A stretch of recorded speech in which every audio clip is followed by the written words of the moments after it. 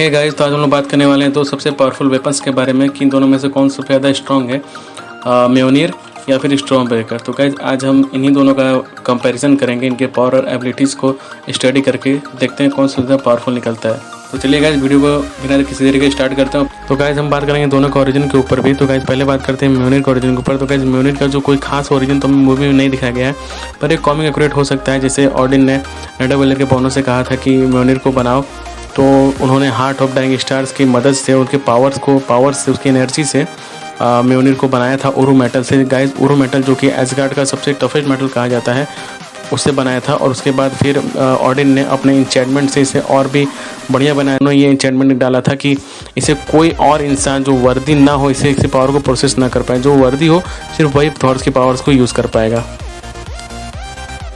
तो गाइज हम बात करते हैं स्टॉर्म ब्रेकर के ओरिजिन के ऊपर। तो गाइज हम ऐसा कर सकते हैं कि हम काफ़ी लकी हैं, खुद को ऐसे काफ़ी लकी मान सकते हैं कि हमें फुल ओरिजिन देखने को मिला है स्टॉर्म ब्रेकर के एमसीयू में। तो गाइज ऐसा होता है जब थॉर को थानोस से लड़ने के लिए किसी वेपन की ज़रूरत पड़ती है तो नेडावेलर जाता है रॉकेट रकून के साथ और एट्री की मदद से उसे अपना न्यू वेपन मिलता है, उसका नाम है स्टॉर्म ब्रेकर। गाइज ये बात बहुत कम लोग जानते होंगे कि थॉर का जो ये स्टॉर्म ब्रेकर वेपन है ये असलियत में थॉर का वेपन नहीं है। गाइज ये ऑडिन ने बीटा रेविल के लिए बनाया था। जी हाँ गाइस, ये बीटा रेविल का वेपन है, ये थॉर का वेपन नहीं है। इसके बारे में हम किसी और वीडियो में फुल डिस्कस करेंगे। तो गाइस चलिए अब इन दोनों कंपैरिजन करते हैं इनके पावर और एबिलिटीज़ को लेकर कि कौन सबसे ज़्यादा पावरफुल है। तो चलिए गाइस वीडियो को स्टार्ट करते हैं फटाफट। तो गाइस पॉइंट नंबर 1, लाइटनिंग।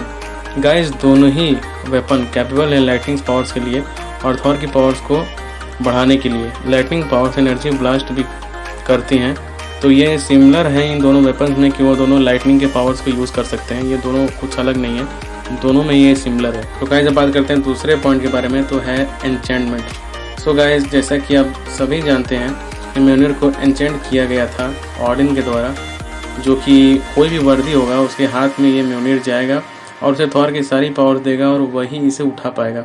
पर स्टॉर्म ब्रेकर में गाइस ऐसी कोई भी एन्चेंटमेंट नहीं है, कोई भी जो भी स्ट्रॉन्ग होगा इसे आराम से यूज़ कर सकता है, उठा सकता है। एन्चेंटमेंट बहुत ही इंपॉर्टेंट पॉइंट है गाइस दोनों के कंपैरिजन में।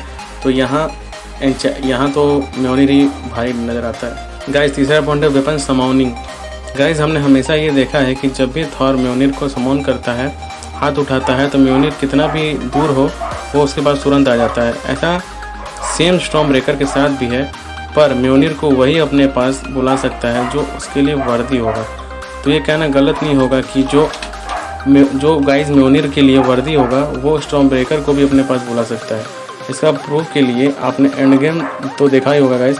तो थोड़े देर के लिए इस सीन में कैप्टन अमेरिका स्टॉर्म ब्रेकर को यूज़ कर रहे हैं थे क्योंकि वो वर्दी थे म्योनिर के लिए भी गाइस। तो इसलिए जो म्योनिर को उठाने के लिए वर्दी होगा वो स्टॉर्म ब्रेकर की पावर्स को भी प्रोसेस कर लेगा। गाइस पॉइंट नंबर 4 पर बात करते हैं फ्लाइट।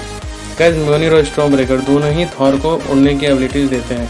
हाई स्पीड में उड़ने के लिए म्योनिर को स्पिन करना होता है, या फिर उड़ने के लिए भी थॉर को कई बार देखा गया कि उसे स्पिन करना पड़ता है म्योनिर को, पर स्टॉर्म ब्रेकर को उड़ने के लिए बिल्कुल एफर्ट नहीं लगाना होता है।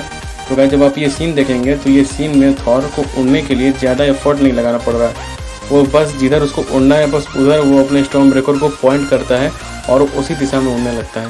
बात करते हैं पॉइंट नंबर 5 के बारे में जो कि है रिजरेक्शन। सो गाइस म्योनिर के पास ऐसी पावर्स हैं जिससे वो चोट को ठीक कर सकता है और किसी को ज़िंदा भी कर सकता है, किसी को ज़िंदगी भी प्रदान कर सकता है। जैसा कि हमने थॉर मूवी में देखा था कि थॉर बुरी तरह से डिस्ट्रॉयर के हाथों पीटने के बाद मरने के कगार पे होता है, तभी वो म्योनिर को समोन करता है और उसके हाथ में आ जाता है म्योनिर, जिससे वो ठीक हो जाता है। ऐसा ही कुछ स्टॉर्म ब्रेकर के साथ भी है। जब इन्फिनिटी वॉर में Thor heart of dying stars की एनर्जी की वजह से मरने वाला रहता है, तब एट्री कहता है कि ही नीड्स द एक्स और स्टॉर्म ब्रेकर को समोन करता है और तुरंत ठीक हो जाता है। तो गाइस ये दोनों सिमिलरिटीज़ इन दोनों बिल्कुल सेम है। तो गाइस जब बात करते हैं डायनेस्टी मैनिपुलेशन के ऊपर, ये कंपैरिजन वेट का है। तो गाइस आप अंदाज़ा लगा सकते हैं कि क्या वेट होगा म्योनिर और स्टॉर्म ब्रेकर का।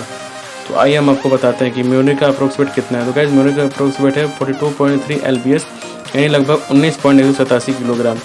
और वहीं स्टॉर्म ब्रेकर की साइज़ में थोड़ा सा बड़ा है तो उसका वेट उससे थोड़ा सा बड़ा ज़्यादा है, तो उसका वेट है 50 LBS, यानी कि 22.67 किलोग्राम का है। पर गाइस बात ये है कि म्योनिर को जो वर्दी होगा उसके लिए तो कुछ नहीं है, ये वो आराम से उसे उठा लेगा, पर जो इसके लिए वर्दी नहीं है उसके लिए तो ये पहाड़ उठाने के बराबर है।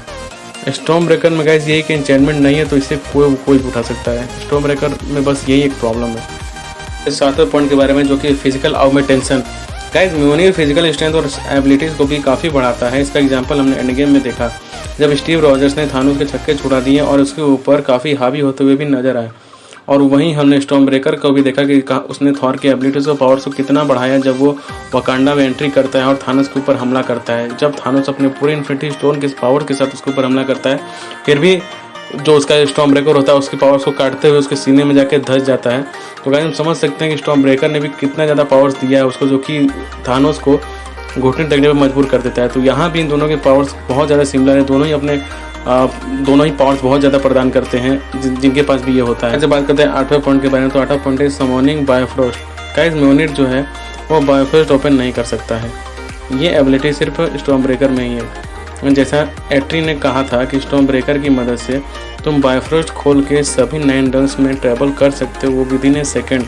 तो गाइस ये जो एबिलिटीज़ है ये सिर्फ स्टॉर्म ब्रेकर के पास ही है और इसे म्योनिर के पास नहीं है। बायोफ्रोस्ट खोल के वो कहीं भी ट्रैवल कर सकता है किसी भी यूनिवर्स में।